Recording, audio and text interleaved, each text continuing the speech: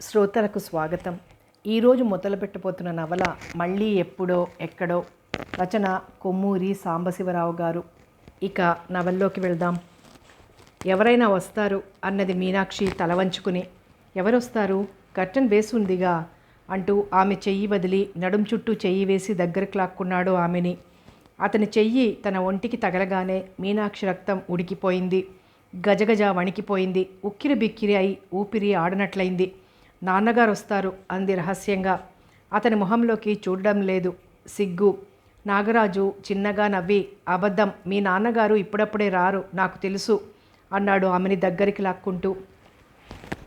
ఇంకెవరైనా వస్తారు, అభ్యంతరం కాదు అది. అతనికి ఆ విషయం తెలుసు. ఏవో సాకులు వెతుకుతోంది. అతనికి ధైర్యం ఎక్కువైంది. వస్తే రానియ్యి, మనకేం భయమా అంటూ ఆమె భుజాల మీద ముద్దు పెట్టుకున్నాడు. మీనాక్షి తల పైకెత్తి అతని కళ్ళల్లోకి చూసింది. నల్లని అతని సాఫీ జుట్టు నుదుటి మీద పడుతోంది. వేళ్ల కొసలతో అతని జుట్టు వెనక్కి తోసి పట్టుకున్నది.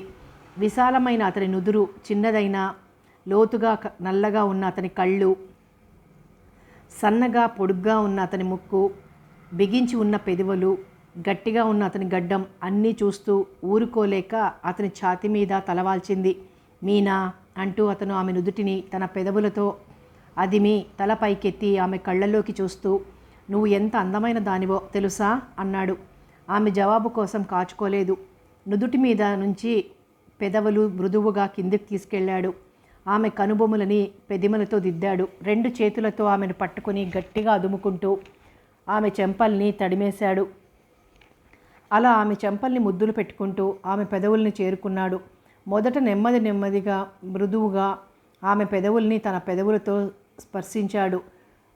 పెదవులు విప్పింది. గట్టిగా తన పెదవుల్ని ఆమె పెదవుల మధ్య బిగించి వాటిలోని మాధుర్యాన్ని తాగేస్తున్నాడు. అతని చేతుల్లో బలం చాలడం లేదు ఆమెను గట్టిగా కావలించుకోవడానికి. ఆమె ఊపిరి ఆడకపోయినా ఇంకా బలంగా అతను తనని బిగించాలని, అతనికి ఇంకా దగ్గరవ్వాలని ముందుకు వాలిపోతోంది. చటుక్కున ఆమె నడుం మీద నుంచి చేతులు తీసేశాడు. ఆశ్చర్యంతో చూసింది. ఏమైంది? ఎందుకు ఈ నిరాదరణ అనుకున్నది. అతను నవ్వుతూ ఆమె భుజం మీద ఒక చెయ్యి, ఆమె తొడ కింద ఒక చెయ్యి వేసి ఎత్తుకున్నాడు రెండు చేతులతోనూ. ఏమిటిది? నేను చిన్నపిల్లని కాదు అన్నది నవ్వుతూ.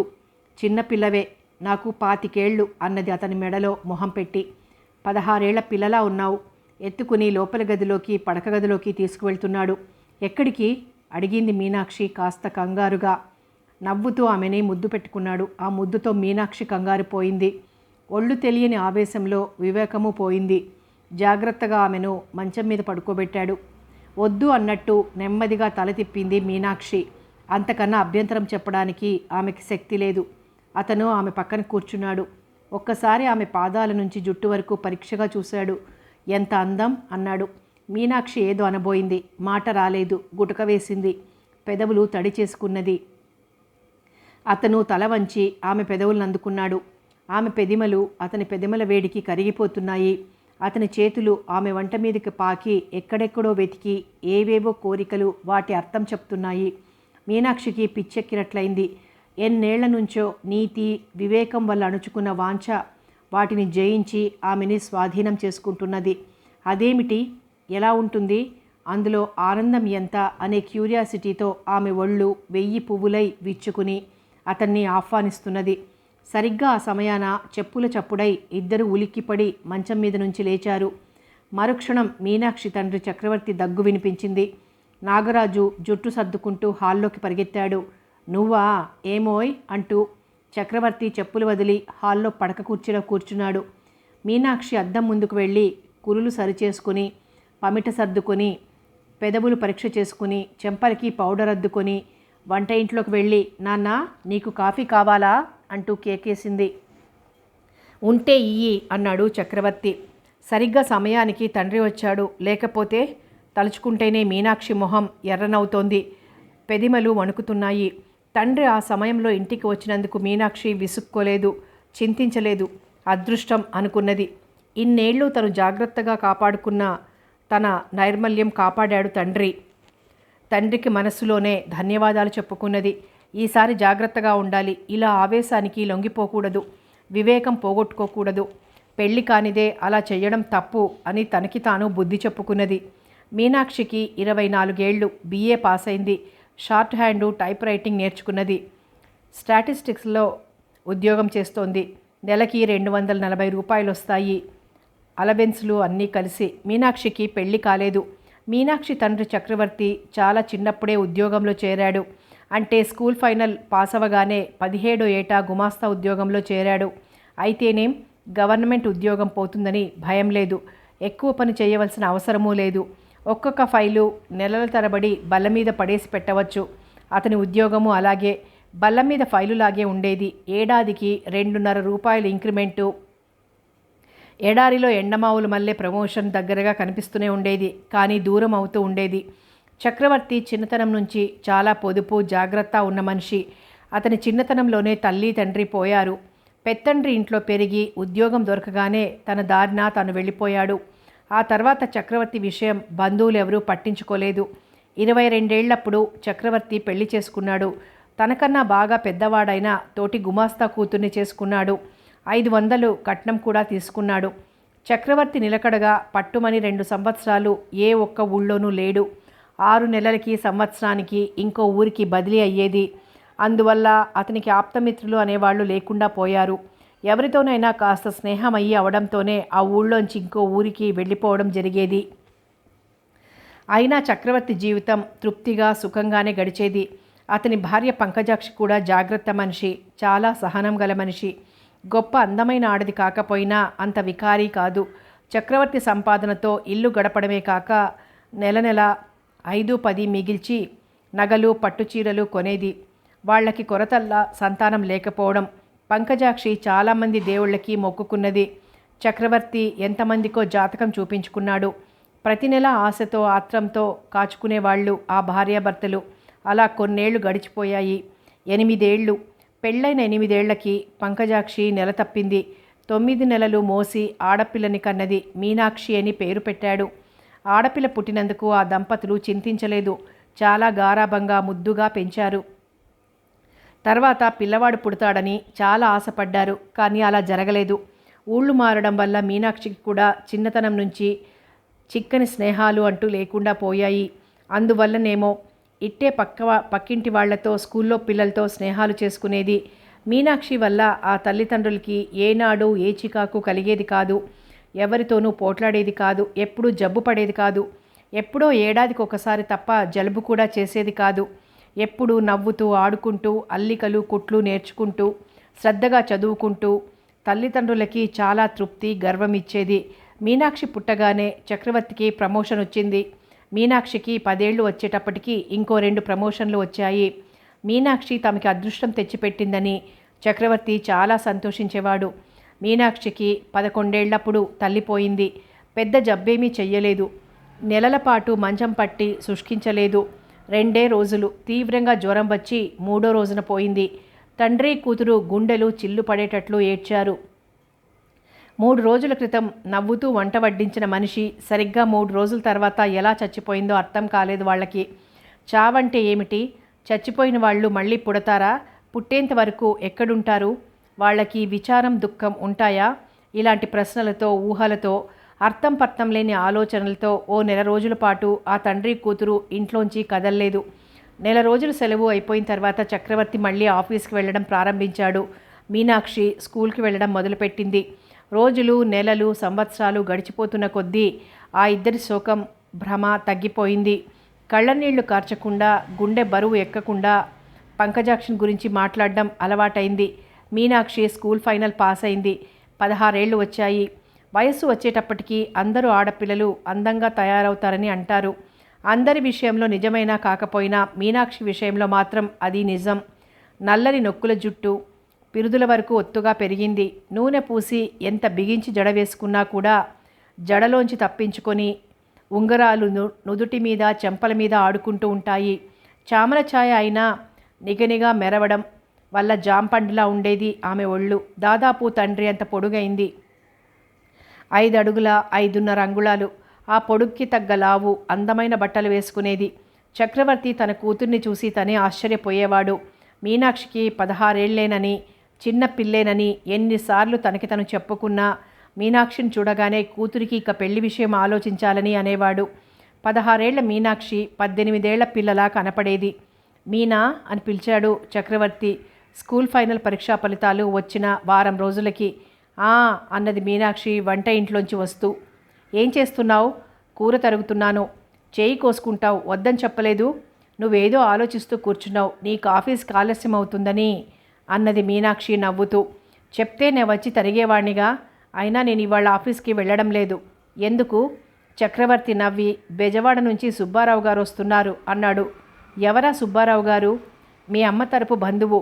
చాలా దూరపు బంధువులే, వరుసకి నీకు మామ అవుతాడు. ఆయన వస్తే నువ్వు ఆఫీస్ మానేయడం దేనికి? నాతో మాట్లాడడానికి, నిన్ను చూడడానికి ఇంత దూరం వస్తున్నాడు ఆయన. నన్ను చూడడానికా? అడిగింది ఆశ్చర్యంతో. చక్రవర్తి మళ్ళీ నవ్వాడు. అవును, ఆయనకి 3 కొడుకులు. పెద్దవాడు పీడబ్ల్యూడీలో ఇంజనీర్, పెళ్ళై 2 ఏళ్లైంది. రెండోవాడు రేడియో ఇంజనీర్, పేరు ముకుందరావు. 2 నెలల క్రితమే గవర్నమెంట్ ఉద్యోగమైంది.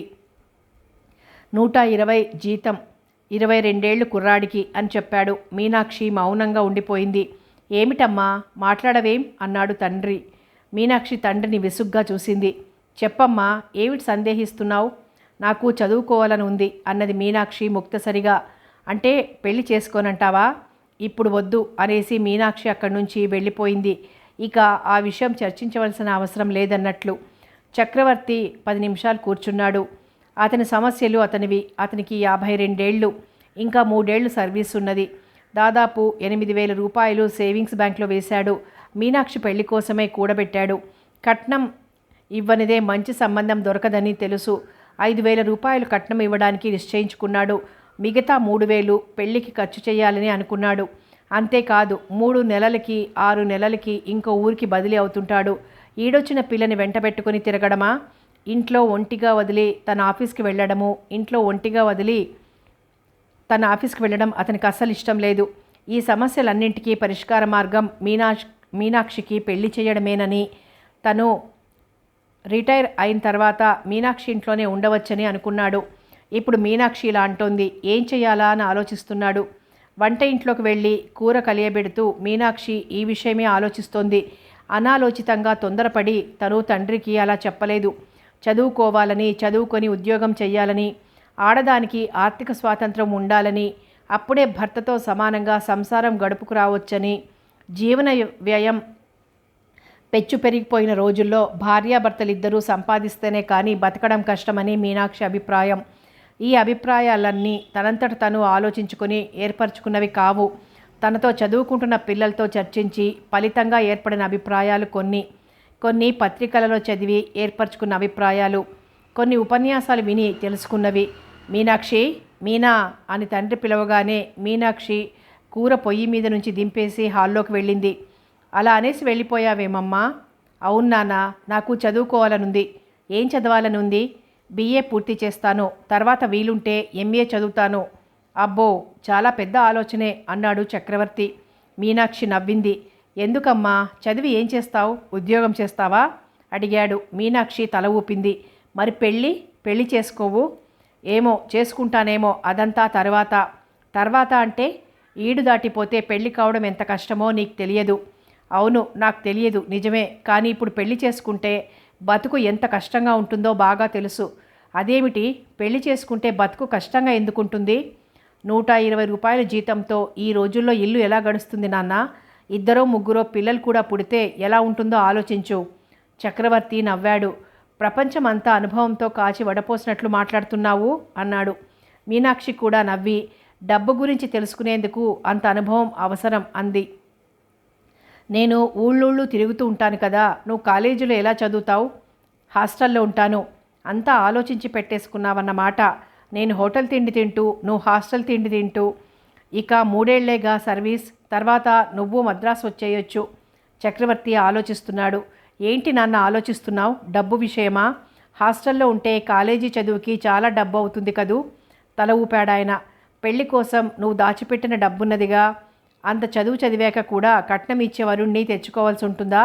తను పెద్ద చదువు చదువుకోలేదు. తన కూతురైనా పెద్ద చదువు చదువుకోవాలని, పెద్ద ఉద్యోగం చెయ్యాలని చక్రవర్తికి లోపల ఉన్న కోరికే అతన్ని ఒప్పించింది.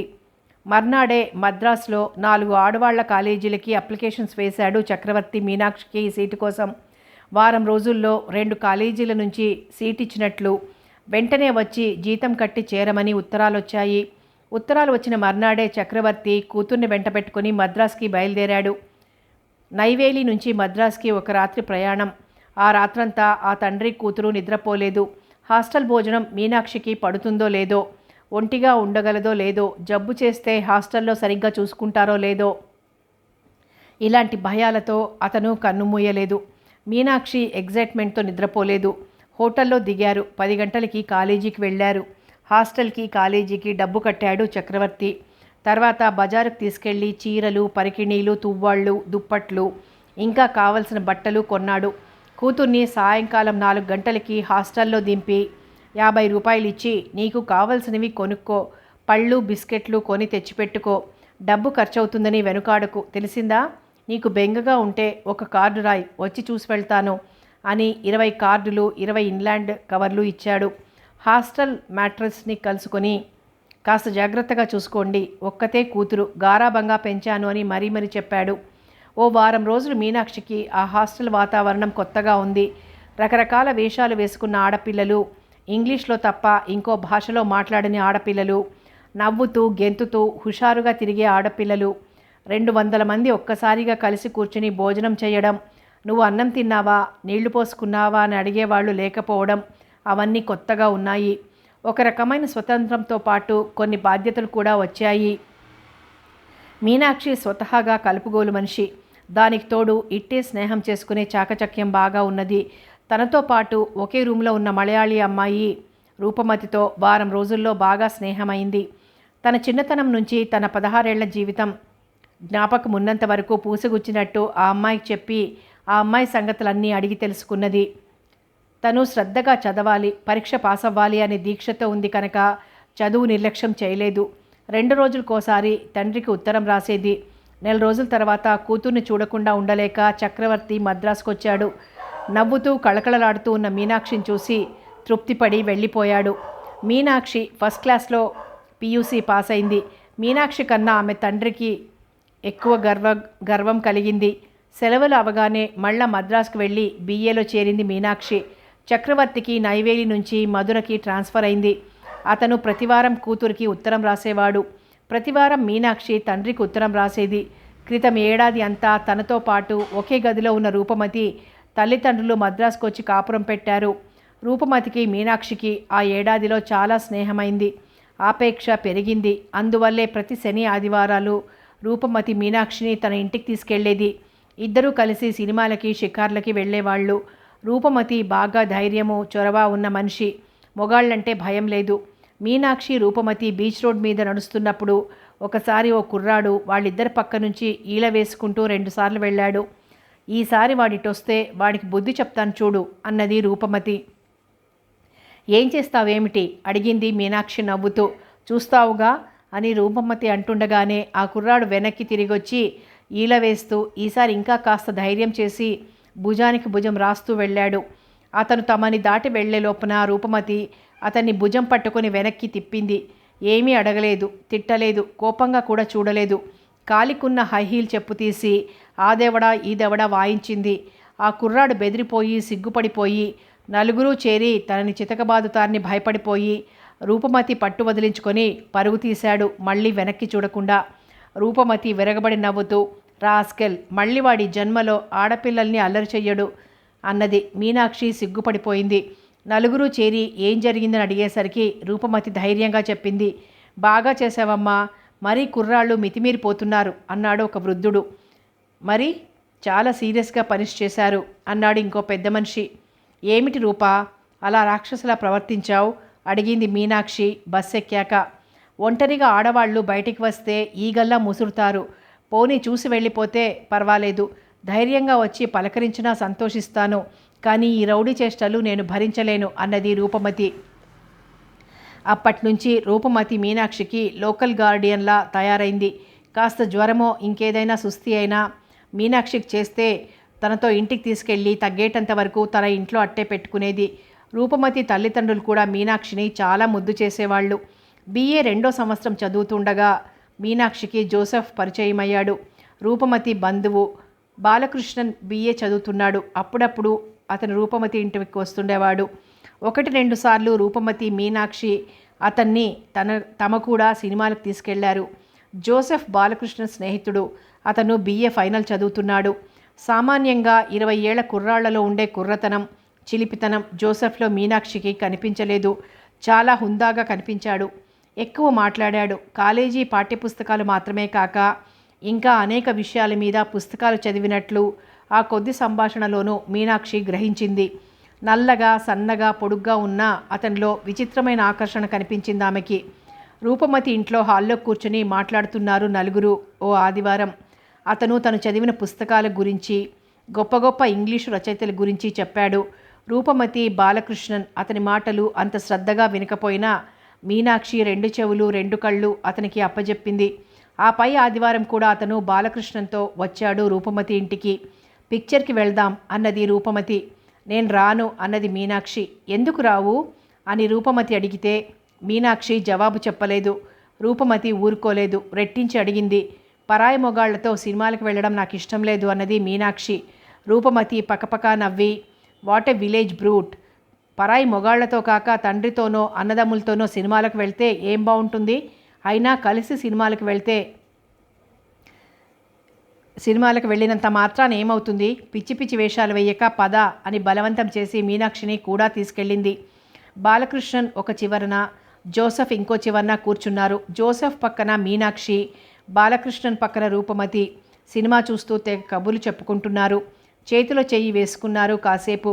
బాలకృష్ణన్లా అంత చనువుగా ఎక్కడ ప్రవర్తిస్తాడో అని మీనాక్షి భయపడింది. కానీ జోసెఫ్ చేతులు కదల్చలేదు. నలుగురు సినిమా హాల్లోంచి బయటికి వచ్చి బస్ స్టాప్ వద్ద వచ్చి నిలబడ్డారు. ఎలా ఉంది పిక్చర్ అడిగింది మీనాక్షి రూపమతిని. నేను సినిమా సరిగ్గా చూస్తేగా. సినిమా చూడలేదా అడిగింది మీనాక్షి ఆశ్చర్యంతో. అంతకన్నా ఇంట్రెస్టింగ్గా కాలం గడిచింది. మీనాక్షి మొహం ఎర్రనైంది. ఏమనాలో తోచక బస్సు వస్తున్నట్లుంది అన్నది. ఎస్, మన బస్సు వచ్చేసింది మీనాక్షితో అని. అయితే రేపు పొద్దున్నే 6 గంటలకు వస్తారా? గుడ్ నైట్ అన్నది. రూపమతి మీనాక్షిని చేయి పట్టుకొని బస్ వైపు తీసుకెళ్తూ. బస్ ఎక్కాక అడిగింది మీనాక్షి, పొద్దున్న 6 గంటలకు వస్తారా? ఎందుకు అని. మనం నలుగురం రేపొద్దునే బయలుదేరి ఎన్నూరుకి పిక్నిక్కి వెళ్తున్నాం. పిక్నిక్కా? మనం నలుగురుమానా? నీకు మతిపోయిందా? మీనాక్షి చాలా కోపంగా అడిగింది. ఇది బస్, ఇంటికి వెళ్ళి మాట్లాడుకుందాం అన్నది రూపమతి. ఆ రాత్రి దాదాపు 1 గంట వరకు ఆ స్నేహితురాళ్ళిద్దరూ మాట్లాడుతూనే ఉన్నారు. మర్నాడు పిక్నిక్కి వెళ్లే విషయంతో ప్రారంభమై అసలు స్త్రీ పురుషుల సంబంధ బాంధవ్యాల గురించి, మన దేశంలో ఆచారాల గురించి, ఆడవాళ్ల ఇబ్బందుల గురించి అన్ని విషయాలు మాట్లాడుకున్నారు. నువ్వు లక్ష్య చెప్పు, నేను రాను అన్నది మీనాక్షి. స్టూపిడ్లా మొండితనం చెయ్యకు. పిక్నిక్కి వచ్చినంత మాత్రాన ఏమవుతుంది అడిగింది రూపమతి. పెళ్లి కాని దాన్ని ఇలా కుర్రాళ్లతో తిరిగితే చెడ్డ పేరు వస్తుంది. మీనాక్షి, నువ్వు చాలా అమాయకురాలివి. మనం BAలు MAలు చదివిన తర్వాత కూడా మన తల్లిదండ్రులు వెతికి మనకి పెళ్లి సంబంధాలు తీసుకురావాలంటావా? ఒకవేళ వాళ్ళు కష్టపడి వరుళ్ళని వెతికి తెచ్చినా మనకి నచ్చకపోవచ్చు. కనుక మనమే కుర్రాళ్లతో స్నేహం చేసుకుని వాళ్లతో తిరిగి మనకు నచ్చిన వాడిని ఏరి పెళ్లి చేసుకోవాలి అన్నది రూపమతి. కులాసాగా మనతో తిరిగి తీరా పెళ్లి విషయం వచ్చాక చల్లగా జారుకుంటారు ఈ మొగాళ్ళు. మనకి చెడ్డ పేరు మాత్రం మిగులుతుంది. మనం చేతకాని దద్దమ్మలమైతే అలాగే జరుగుతుంది. మొగాడు అంత దగ్గరగా వచ్చాక ఒక మగాడిని ఆకర్షించడానికి మనకి అంత అవకాశం దొరికిన తర్వాత ఆ మొగాడు మనల్ని పెళ్లి చేసుకునేటట్టు చేయకపోతే మనం ఎందుకు కొరగాని వాళ్ళం అన్నమాట. వాళ్ళని ఆకర్షించడం పోయి మనమే ఏ మొగాడి ఆకర్షణలోనో పడి పాడు పని చేస్తే అప్పుడు తెలుస్తుంది. ఏమిటి పాడు పని? దాన్ని పాడు పని అంటారా? అయితే దాదాపు అందరూ చేస్తూనే ఉన్నారు. పెళ్లి కాకుండా చేయడం పాడు పనే. కడుపు వస్తుందన్న భయం వల్ల పాడు పని అంటారు. పెళ్లి కాకుండా చేసినా పెళ్ళి అయిన తర్వాత చేసినా అంతా ఒకటే. తేడా అల్లా పెళ్ళి అయిన తర్వాత చేస్తే కడుపు వస్తుందనే భయం ఉండదు. కడుపు రావడం గురించి కూడా ఆలోచించాలి కదా. జాగ్రత్త పడాలి అంతే. మీనాక్షి తల విదిలించింది. కాదు రూపా, నువ్వు అంటున్నది సరైంది కాదని నాకు తెలుసు. పెళ్ళి అయిన తర్వాత భర్తతో పొందే సుఖానికి పెళ్ళి కాకుండా ఇంకో మొగాడితో అనుభవించే సుఖానికి చాలా తేడా ఉంది. ఏమిటా తేడా? పెళ్ళి కాకుండా నైర్మల్యం పోగొట్టుకుంటే రేపు పెళ్ళైన తర్వాత భర్తని వంచినట్లవుతుంది. అదా? వంచక ముందే చెప్పేయి. ముందుగానే చెప్తే ఎవడు చేసుకుంటాడు? ఆడవాళ్లల్లా మొగాళ్ళు కూడా పెళ్లి చేసుకునేటంత వరకు ఎవ్వరిని ముట్టుకోకుండా భార్య కోసం కాచుక్కుంటున్నారని అంటావా? అలా ఉంటున్నాడో లేదో నాకు తెలియదు, కానీ అలా ఉండాలి. అదే సరైన ప్రవర్తన అన్నది మీనాక్షి. నువ్వు BA చదువుతున్న పిల్లలా మాట్లాడడం లేదు. పతివ్రతల కథలు పురాణాలు విన్న పల్లెటూరి పిల్ల మల్లే మాట్లాడుతున్నావు. మనం చదివే చదువు వల్ల మనకి వివేకం, జ్ఞానం, ధర్మం ఇలాంటివి ఇంకా ఎక్కువగా తెలుస్తాయని అనుకుంటున్నాను. నీతిరహితంగా బతకడం, అలా బతికే ధైర్యం మనకి కాలేజీ చదువు నేర్పిస్తుందని నేను అనుకోలేదు. ఇంతకీ రేపు ఎన్నూరుకి రానంటావా? అవును. Don't be silly. మొగాళ్లతో సమానంగా ఉండడం ఈ చదువు వల్ల రావాలి. ఇప్పుడు నువ్వు పిక్నిక్కి వచ్చినంత మాత్రాన నీకు చెడ్డ పేరు రాదు, నీ కన్యత్వం పోదు. నేను రాను అన్నది మీనాక్షి. రూపమతి మొహం ఎర్రనైంది. నాకోసం కూడా రావా? నీకోసమా? నీకోసం నేనెందుకు? వాళ్లతో నువ్వు వెళ్ళు అంది. అమ్మ నాన్న నన్ను ఒంటరిగా వెళ్ళనివ్వరు. నువ్వు నేను కలిసి వెళ్తే వెళ్ళనిస్తారు. ఇద్దరం మానేద్దాం అన్నది మీనాక్షి. నాకు వెళ్ళాలని ఉంది, ప్లీజ్ నాకోసం దిగులుగా జాలిగా ప్రాధేయపడుతూ అడిగింది రూపమతి. అలా ఎన్నడూ మీనాక్షిని అడగలేదు. ఇంకెప్పుడూ ఇలా అడగక ఈ ఒక్కసారి మీనాక్షి అనగానే రూపమతి మీనాక్షిని కావులించుకుని థ్యాంక్స్ అన్నది. ఎన్నూరులో ఎన్నో టూరిస్ట్ బంగళాలున్నాయి. వాటిలో గదులు రోజుకి 5 రూపాయలకి అద్దెకిస్తారు. కూడా తెచ్చుకున్న బట్టలు ఒక గదిలో పెట్టి నలుగురు షికారుకి వెళ్ళి 1 గంట తర్వాత తిరిగొచ్చారు. ఇప్పుడిక ఏం చేద్దాం అడిగింది రూపమతి. షికార్కి సాయంకాలం వెళ్ళవలసింది. నిజానికి ఇప్పుడు సముద్ర స్నానం చెయ్యాలి అన్నాడు జోసెఫ్. ఇప్పుడు మాత్రం మునిగిపోయిందేమున్నది, సముద్ర స్నానానికి వెళ్దాం అని రూపమతి సముద్రపు ఒడ్డుకి దారి తీసింది. నేను స్విమ్మింగ్ సూట్ తెచ్చుకుంటాను అని జోసెఫ్ బంగళా వైపు వెళ్ళాడు. మనం ఎవరం బేతింగ్ సూట్స్ తెచ్చుకోలేదు, ఎలా? రూపమతి అనగానే పరికిణి వెనక్కి లాగి గోచి పెట్టుకో అన్నాడు Balakrishnan. Yes, very good idea అనే సిగ్గు సంకోచము లేకుండా రూపమతి చీర విప్పి ఒడ్డున పెట్టి పరికిణి బాడీతో నీళ్లలోకి దిగింది. బాలకృష్ణన్ లాగుతో నీళ్లలోకి దూకాడు. నువ్వు స్నానం చెయ్యవు అడిగింది రూపమతి నీళ్లలోంచి మీనాక్షిని. తల విదిలించింది మీనాక్షి. రూపమతిని చూసి సిగ్గుపడిపోయింది. మీరు స్నానం చెయ్యరా అడిగాడు జోసెఫ్ మీనాక్షిని. అతని గొంతు వినగానే అదిరిపోయి లేచి నిలబడి అతన్ని చూసి మరింత సిగ్గుపడి తలవంచుకున్నది. జోసెఫ్ గోధుమ రంగు స్విమ్మింగ్ సూట్ వేసుకున్నాడు. కండలు తిరిగిన అతని జబ్బలు, నల్లని వెంట్రుకలతో రాళ్లలా ఉన్న అతని పిక్కలు, గుబురుగా పెరిగిన వెంట్రుకలతో చర్మం కనిపించని అతని ఛాతీ చూసి ఆమె మొహం ఎర్రనైంది. ఒంటరిగా ఇక్కడే కూర్చుంటారా? తల ఊపింది మీనాక్షి. ఏం తోస్తుంది? నీళ్లలో దిగిన వాళ్ళు 2-3 గంటల వరకు బయటికి రారు. పోనీ నేను మీకు తోడుగా ఇక్కడ కూర్చుంటాను. వద్దు, అవసరం లేదు. ఈదాలని నాకు అంతగా పట్టింపు లేదు. ప్లీజ్ మీరు వెళ్ళండి. పోనీ బంగళాకి వెళ్ళి 2 పత్రికలు తెచ్చివ్వనా? నేను తెచ్చుకుంటాను కావాలనిపిస్తే. మొహం పైకెత్తి అతన్ని చూడలేకుండా ఉన్నది. కండలు తిరిగిన అతని ఒంటిని చూస్తుంటే తన నరాలు ఎవరో పట్టి గిల్లుతున్నట్టయింది. మీనాక్షి చెంపలు ఎరుపు. అతను చూశాడు. తల వంచుకొని మాట్లాడకుండా నీళ్లలోకి వెళ్ళిపోయాడు. 5 నిమిషాల తర్వాత మీనాక్షి తల ఎత్తింది. అతను దూరాన మెడలోతు నీళ్లల్లో ఉన్నాడు. రూపమతి బాలకృష్ణ కోసం కలియ చూసింది. ఎక్కడా కనిపించలేదు. ఎక్కువ ఎండలేదు, కానీ చల్లగా మాత్రం లేదు. ఇసుక వేడెక్కింది. దగ్గరలో నీడ ఎక్కడైనా ఉందా అని వెతికింది మీనాక్షి. కాస్త దూరంలో ఒక పడవ ఒడ్డున ఇసుకలో ఉన్నది. మీనాక్షి లేచి అక్కడికి వెళ్ళి ఆ పడవ పక్కన నీడలో కూర్చుంది. 2 సార్లు జోసెఫ్ చెయ్యి ఊపాడు మీనాక్షిని చూసి. మీనాక్షి నవ్వి ఊరుకున్నది. తను నవ్వడం అతనికి కనిపించదని మర్చిపోయింది. జోసెఫ్ బాగా దూరంగా వెళ్తాడు ఈదుకుంటూ. మళ్ళీ వెనక్కొస్తాడు. మిస్ మీనాక్షి అని కేకేశాడు. ఒకసారి బాగా దగ్గరకొచ్చి. మీనాక్షి లేచి నిలుచున్నది. వాళ్ళేరి కనిపించరేం అడిగాడు. ఏమో నాకు తెలియదు. బంగ్లాకి వెళ్ళిపోయారా అడిగాడు మోకాళ్ళ లోతు నీళ్లలో నిలబడి. మీనాక్షి చటుక్కున వెనక్కి తిరిగి నేను చూసొస్తాను అని బంగళా వైపు పరిగెత్తింది. బంగళా వరకు ఆగకుండా పరిగెత్తింది. ఏమమ్మా ఏమైంది అని బంగళా వాచ్మెన్ అడిగేటప్పటికీ ఏమీ లేదు, ఊరికనే పరిగెత్తాను అని గడియ వైపు చూసింది. తలుపు వేసి ఉంది, తాళం లేదు. రూపమతి వచ్చి బట్టలు మార్చుకుంటూ ఉండాలి అనుకొని తలుపు తట్టింది. ఎవరు అడిగింది రూపమతి. నేనే, మీరక్కడ కనిపించకపోయేటప్పటికీ ఏమైనారా అని వచ్చాను. రూపమతి నవ్వి క్షేమంగానే ఉన్నాం, నువ్వు వెళ్ళి సముద్రంలో స్నానం చేయరాదు అన్నది. తలుపు తీయదలుచుకోలేదని మీనాక్షి గ్రహించి వెనక్కి తిరిగింది. బాలకృష్ణన్ కూడా గదిలో ఉన్నాడా అనే సంశయం కలిగినా ఆ ఆలోచన రానివ్వలేదు. నెమ్మదిగా సముద్రపు ఒడ్డుకు వెళ్ళింది. దూరాన్నించి జోసెఫ్ మీనాక్షి రావడం చూసి నీళ్లలో పడుకుని ఏమయ్యారు కేకేశాడు. రూప గదిలో ఉంది. బాలకృష్ణన్ తెలియదు. రూప ఒక్కతే ఉందా గదిలో? అది తెలియదు అన్నది మీనాక్షి విసుగ్గా. సూర్యుడు పైకి ఎగబాకుతున్న కొద్దీ పడవ పక్కన ఉన్న నీడ తగ్గిపోతోంది. ఎండ ఎక్కువ అవుతుంది. మీనాక్షికి ఒళ్ళు చిర్చిటమంటున్నది. ఇక నేను వచ్చేస్తున్నాను 5 నిమిషాల్లో. మీరు వెళ్ళి రూపని త్వరగా డ్రెస్ చేసుకోమని చెప్పండి అని అరిచాడు జోసెఫ్. తను నీళ్లలోంచి బయటికి వస్తే మరీ సిగ్గుపడిపోతుందని గ్రహించి ఆమెను వెళ్ళమని సూచించాడు. మీనాక్షి బంగళా వైపు వెళ్ళింది, కానీ గది ప్రాంతాలకు వెళ్ళలేదు. తనే ఏదో తప్పు పనిచేస్తున్నట్లు అనిపిస్తోంది. బంగళా వెనుక ఉన్న కొబ్బరి చెట్ల కిందకు వెళ్ళి నిల్చుంది. 15 నిమిషాల తర్వాత గదివైపు చూసింది. తలుపు తెరిచి ఉండటం గమనించి ముందుకు కదిలింది ధైర్యంగా. బాలకృష్ణ, రూపమతి మంచం మీద చెరుకు వైపు కూర్చునున్నారు. జోసెఫ్ బట్టలు వేసుకుని తల తుడుచుకుంటున్నాడు. ఎక్కడికి వెళ్ళావు? ఆకలేస్తోంది, నీకోసమే కాచుకున్నాం అన్నది రూపమతి. అలా తిరుగుతున్నాను అని మీనాక్షి బుట్టలు తెచ్చి బల్ల మీద పెట్టింది. టొమాటో శాండ్విచెస్, చపాతీలు, ఉర్లగడ్డ కూర, హల్వా, అరటిపళ్ళు తెచ్చుకున్నారు. 4 ఆకలి మీదున్నారు. ఆవురావురమని తిన్నారు.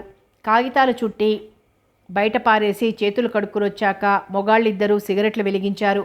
మేము మొగాళ్ళం అలా తోటలోకి వెళ్ళి చెట్ల కింద పడుకుంటాం. మీరిద్దరూ విశ్రాంతి తీసుకోండి అన్నాడు జోసెఫ్. ఎందుకు? మీరు ఇక్కడే పడుకోండి అన్నది రూపమతి. వద్దు మిస్ మీనాక్షి, రిలాక్స్ కాదు అని జోసెఫ్ బాలకృష్ణన్ని లాక్కొని వెళ్ళిపోయాడు. రూపమతి తలుపు దగ్గరకేసొచ్చి పడుకుంది. మీనాక్షి కళ్ళు మూసుకుంది. నిద్ర? అడిగింది రూపమతి. తల ఊపింది మీనాక్షి. నీకో శుభవార్త చెప్పనా? మళ్ళీ తలూపింది మీనాక్షి. బాలా నేను పెళ్లి చేసుకోబోతున్నాం. నిజంగానా? ఎప్పుడు నిశ్చయించుకున్నారు? ఇందాక అడిగాడు. BA పూర్తి కాగానే చేసుకుంటాం. మీ అమ్మకి నాన్నకి ఇష్టమేనా? ఎందుకు ఇష్టం లేదు? అయినా ఇప్పుడప్పుడే చెప్పను, నువ్వు చెప్పొద్దు. ఏం? ఇంకా దాదాపు 2 ఏళ్ల వ్యవధి ఉందిగా, ఇప్పుడే చెప్పడం దేనికి? అన్నట్టు జోసెఫ్కి నువ్వంటే చాలా ఇష్టం. ఊరుకో. ఏమిటి? అతనికి ఏం తక్కువ? BA చదువుతున్నాడు. వాళ్ళ నాన్న డాక్టర్, వాళ్ళ అమ్మ గర్ల్స్ హై స్కూల్లో హెడ్ మిస్ట్రెస్. జోసెఫ్ 2 కళ్ళు అప్పగించి నిన్నెలా చూస్తున్నాడో గమనించావా? నువ్వు ఎటు కదిలితే అటు తిప్పుతాడు కళ్ళు. ఊరుకో రూపా, అతను క్రిస్టియన్. అయితేనేం? అతను మనిషేగా. నువ్వు శ్రీకృష్ణుణ్ణి, శ్రీరాముణ్ణి దేవుళ్ళుగా భావించినట్టు క్రైస్తు భక్తుడతను, అంతే. మతభేదం పాటించేటంత సంకుచితమైన మనస్సు నీది అనుకోలేదు అన్నది రూప. సంకుచితమా? విశాలమా? నా దృక్పథం అని కాదు సమస్య. అది అయినా అంతవరకు ఆలోచించలేదు అన్నది మీనాక్షి. అతను నల్లగా ఉన్నాడేమో అడిగింది రూపమతి. మీనాక్షి నవ్వింది. నువ్వు భర్తని ఏరుకున్నావు కనుక త్వరగా నాకు వరుణ్ణి నిశ్చయించాలని తొందరపడుతున్నావా అంది. అవును, BA పూర్తి కాగానే ఏం చెయ్యాలనే సమస్య ఉండకూడదు. వరుడు రెడీగా ఉండాలి. అబ్బబ్బా, నువ్వు రెడీగా తయారు చేసుకున్నావుగా, చాలు. నేను చెప్పే మాట విను. ఆ జోసెఫ్ చాలా మంచివాడు, చాలా తెలివైనవాడు, బాగా వృద్ధిలోకి వస్తాడు. క్రిస్టియన్ని పెళ్లి చేసుకుంటానంటే మా నాన్న పరిగెత్తుకొచ్చి నన్ను చదువు మాన్పించి ఇంటికి తీసుకెళ్ళిపోతాడు. ఏం, మీ నాన్నకి క్రిస్టియన్స్ అంటే అంత భయమా? నా పెళ్లి విషయం ఇప్పుడెందుకు, కానీ నీ పెళ్లి విషయం మాట్లాడదాం అని మాటలు మార్చింది మీనాక్షి. 3 గంటల వరకు విశ్రాంతి తీసుకుని తర్వాత 4 అక్కడే ఉన్న హోటల్కి వెళ్ళి కాఫీ తాగి పడవ షికార్కి వెళ్ళారు. చీకటి పడుతూ ఉండగా మద్రాస్కి బయలుదేరారు. నెలకొకసారైనా మనం ఇలా పిక్నిక్కి వెళ్తుండాలి అన్నది రూప. చదువు అక్కర్లేదా అన్నది మీనాక్షి. శని ఆదివారాలు ఏం చదువుకుంటాం అన్నాడు బాలకృష్ణ. చూద్దాంలే అన్నది మీనాక్షి.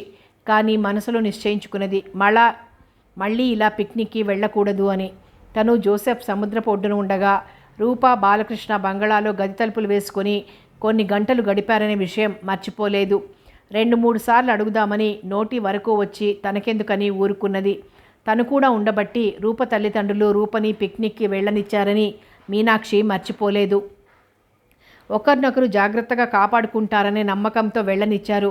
తను రూపని కాపాడలేకపోయాననే చింతతో కుంగిపోయింది. రూప ఇలా తప్పు పని చేయడానికి తనకై తను మళ్ళీ ఇంకోసారి అవకాశం ఇవ్వదలుచుకోలేదు.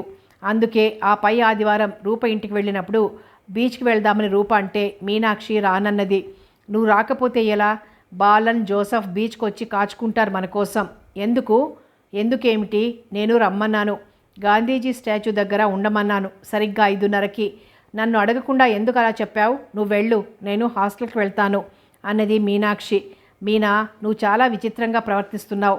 బీచ్కి వెళ్ళి 1 గంటో గంటన్నరో వాళ్లతో కబుర్లు చెప్పుకున్నంత మాత్రాన మనం ఏమీ కాము. ఈసారికి వస్తాను. ఇంకెప్పుడు నన్ను అడగకుండా ఇలాంటి ఏర్పాట్లు చెయ్యకు. అని మీనాక్షి రూపతో బయలుదేరింది. కానీ ఇద్దరు హుషారుగా లేరు. మీనాక్షి అకారణంగా తనతో స్నేహం చెడగొట్టుకుంటున్నదని రూపకి కోపం వచ్చింది. బాలన్ని కలుసుకోవడానికి తనని రూప ఉపయోగించుకుంటోందని మీనాక్షి బాధపడింది. గాంధీ స్టాచ్యూ దగ్గరే నిల్చున్నారు బాలకృష్ణన్, జోసెఫ్. ఎంతసేపు అయింది మీరొచ్చి అడిగింది రూప వాళ్ళని. 10 నిమిషాలైంది అన్నాడు బాలకృష్ణన్. ఇసుకలోకి వెళ్ళి కూర్చున్నారు. పావుగంట సేపు ఆ కబురు ఈ కబురు చెప్పుకున్న తర్వాత రూపా బాలకృష్ణ లేచి నిల్చుని మేమలా కాస్త తిరిగి వస్తాం అన్నాడు. మీనాక్షి మొహం ఇబ్బందిగా పెట్టింది. జోసెఫ్తో ఒంటరిగా అలా బీచ్లో కూర్చుని ఉండడం ఆమెకి ఇష్టం లేదు. ఆ విషయం జోసెఫ్ గ్రహించి నేను అలా వెళ్ళి సిగరెట్ ప్యాకెట్ కొనుక్కొని వస్తాను అని లేచాడు. మీనను ఒంటరిగా వదిలి అందరం వెళ్ళిపోతే ఎలా అన్నది రూప. జోసెఫ్ నవ్వి ఊరుకున్నాడు. సిగరెట్స్ నా దగ్గరున్నాయి, కూర్చోవోయ్, మేమిప్పుడే వచ్చేస్తాం అన్నాడు బాలకృష్ణన్. జోసెఫ్ ఇబ్బంది మీనా గమనించి కూర్చోండి, తర్వాత వెళ్ళొచ్చు అన్నది మర్యాదకి. రూపా బాలకృష్ణన్ వెళ్ళిపోయారు. మీనాక్షి ఇసుకలో డిజైన్లు వేస్తూ తలవంచుకున్నది. జోసెఫ్ సముద్ర నీళ్ల వైపు చూస్తూ మౌనంగా ఉన్నాడు. 10 నిమిషాలు గడిచాయి. సుండల్, పొటాటో చిప్స్ అంటూ ఒక డబ్బా తీసుకొని వచ్చి వాళ్ళ ముందు పెట్టాడు ఒకతను.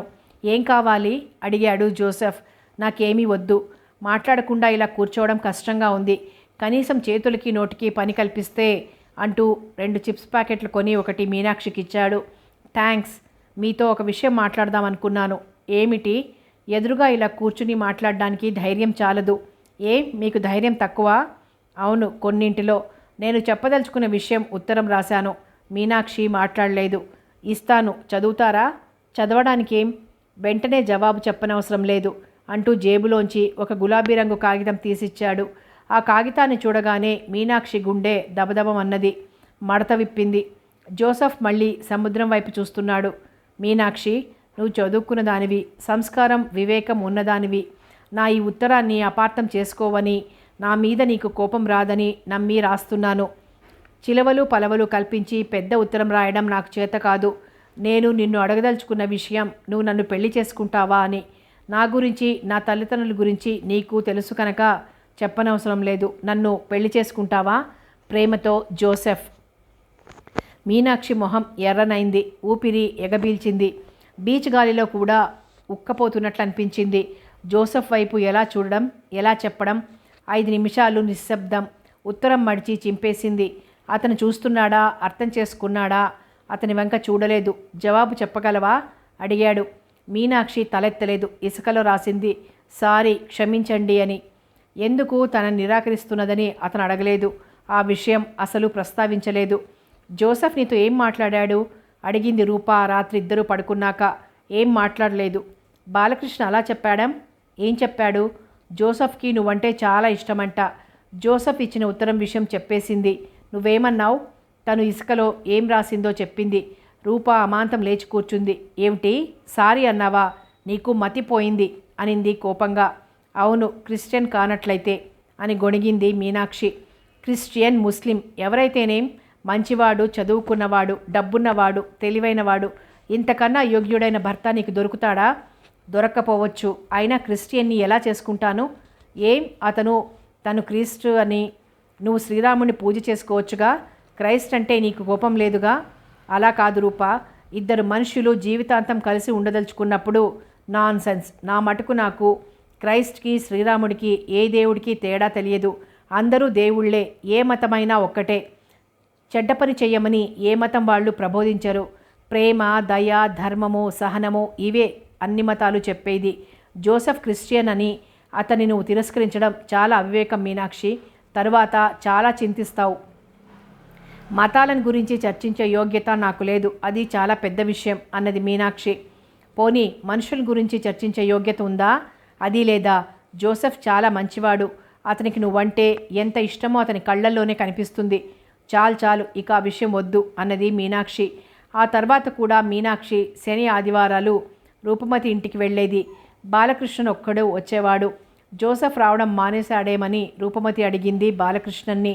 అతను భుజాలు చరిచి, సీరియస్ ఫెలో, మీనాక్షికి కనిపించడం ఇష్టం లేదు, చాలా చిన్నపుచ్చుకున్నాడు అన్నాడు.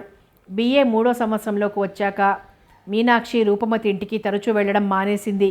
శని ఆదివారాలు కూడా చదువుకుంటూ హాస్టల్లోనే ఉండేది. నిన్న నేను బాలకృష్ణన్ సినిమాకి వెళ్ళాం. మొన్న శనివారం నేను అతను బీచ్కి వెళ్ళాం. ఇలా చెప్పేది రూపమతి. మీనాక్షిని సోమవారం కాలేజీలో కలుసుకున్నప్పుడు నీకు పరీక్ష పాస్ అవ్వాలని లేదా అని మీనాక్షి అడిగితే తొందరేం అని నవ్వేది రూపమతి. బిఏ పరీక్షలు అయిపోయాయి.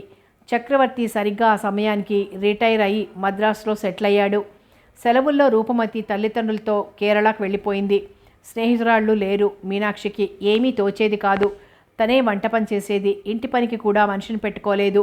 మీనాక్షి ఆమె తండ్రి ఉంటున్న ఇంట్లో ఇంకో 3 భాగాలున్నాయి. మేడ మీద తెలుగువాళ్ళు, కింద పక్క భాగంలో అరవవాళ్ళు ఉండేవాళ్ళు. చదువుకున్న పిల్లలాగే కనిపించదు. లక్షణంగా ఒంటి నిండా బట్ట, పెద్ద బొట్టు, వంట చేస్తుంది అని చెప్పుకునేవాళ్ళు చుట్టుపక్కల వాళ్ళు. చక్రవర్తి జీవితంలో విశ్రాంతి అంటే ఏమిటో తెలిసొచ్చింది. మొదటి నెల రోజుల్లోనే రిటైర్డ్ జీవితానికి అలవాటు పడిపోయాడు.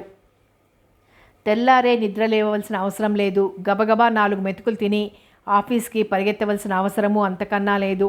తెల్లారి లేస్తే రోజంతా తీరుబడి ఎలా ఉపయోగించుకోవాలో తెలియక మొదట్లో తికమక పడ్డాడు. రిటైర్ అయ్యే నాటికి అతని వద్ద 10,000 రూపాయలున్నాయి. నెలకి 40 రూపాయలు పెన్షన్ వస్తోంది. ఎంత పొదుపుగా వాడినా నెలకి 150 రూపాయలు కావాలి. 4,000 తన కోసం దాచుకుని మిగతా డబ్బుతో మీనాక్షికి పెళ్లి చెయ్యాలని అనుకున్నాడు. కొంతమంది స్నేహితులకి, బంధువులకి ఉత్తరాలు రాశాడు. మీనాక్షికి వరుణ్ణి వెతకమని. దినపత్రికలలో ప్రకటనలకి దరఖాస్తులు పెట్టేవాడు. బిఏ పరీక్షా ఫలితాలు రాకముందే మీనాక్షి ఇన్స్టిట్యూట్లో చేరింది. టైప్ రైటింగ్, షార్ట్ హ్యాండ్ నేర్చుకోవడానికి. బిఏ 2nd క్లాస్లో పాస్ అయింది. ఉద్యోగం కోసం అప్లికేషన్స్ వేసేది. రేపు ఇంటర్వ్యూకి రమ్మని ఉత్తరం వచ్చింది అన్నది తండ్రితో మీనాక్షి ఓ రోజున. ఎవరు? ఇదిగో అని ఉత్తరం తండ్రికిచ్చింది. మూర్తి అండ్ రా ఇంజనీరింగ్ కాంట్రాక్టర్స్. ఆఫీస్ మేనేజర్కి పర్సనల్ అసిస్టెంట్ ఉద్యోగం. జీతం ఎంతటా అడిగాడు చక్రవర్తి. 150 అని అడ్వర్టైజ్మెంట్లో వేశారు. చక్రవర్తి ఉత్తరం మర్చిపెట్టి, ఇప్పుడు నువ్వు ఉద్యోగంలో చేరడం నాకు ఇష్టం లేదు అన్నాడు. ఎందుకని? తర్వాత పెళ్లి కావడం కష్టం. సంబంధాలు వెతుకుతున్నాను. పెళ్లి చేసుకో. నేను బిఏ చదివింది, టైప్ రైటింగ్ నేర్చుకునేది ఎందుకు? కాబోయే నీ భర్తకి ఇష్టమైతే నువ్వు ఉద్యోగం చెయ్యొచ్చు. నేను ఉద్యోగం చేసినా ఇష్టమై చేసుకునే మనిషిని చేసుకుంటాను. మీనా, చదువుకున్నావు, మంచిదే. ఇప్పుడు నువ్వు ఉద్యోగం చేసి సంపాదించాల్సిన అవసరం లేదు. చెప్పిన మాట విను అన్నాడు చక్రవర్తి కాస్త సీరియస్గా. మీనాక్షి ఇంటర్వ్యూకి వెళ్ళలేదు. కథ కొనసాగుతుంది.